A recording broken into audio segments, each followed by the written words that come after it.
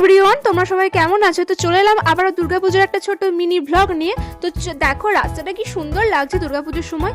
আর এটা ছিল আমার সেদিনের, আমি এরকমভাবে সাজুগুজু করেছিলাম, সেদিনের আউটফিট পরা যেতে পারে। তো আমরা যাচ্ছিলাম দমদম ভারত চক্র।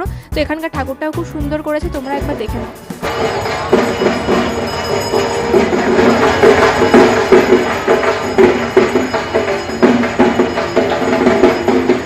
তো তারপর আমরা 2.5 ঘন্টা লাইন দেওয়ার পর আমরা এখানে ঠাকুর দেখতে আসি, কিন্তু এখানে ঠাকুর কিছুই নেই, এখানে শুধু অন্যরকম টাইপের ব্যাপার। হ্যাঁ ঠাকুর ছিল, বাট অন্যরকম, সেরকম অতটা ভালো লাগেনি, বাট এই জিনিসটা একটু ইউনিক ছিল।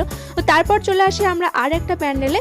এই প্যান্ডেলটাও খুব সুন্দর করেছে, আমি অনেক ভিডিওতেও দেখেছি, অনেক রিলস হোক বা শর্টসে আমি দেখেছি এই প্যান্ডেলটার ভিডিও। তো সেটা দেখার আমার খুব ইচ্ছাও ছিল। আর সত্যি বলতে এই প্যান্ডেলটা অনেকগুলো রুদ্রাক্ষের মানে দিয়ে তৈরি হয়েছে প্যান্ডেলটা পুরোটাই। মায়ের মূর্তিটাও খুবই সুন্দর ছিল। তো এইরকমভাবে আমাদের এই দিনটা শেষ হয়। তো চলো আজকে এইটুকুই, আবার পরের ছোট্ট কোনো ভিডিও নিয়ে আমি আবার দেখা হবে তোমাদের সাথে। তো চলো টাটা, সবাই ভালো থেকো।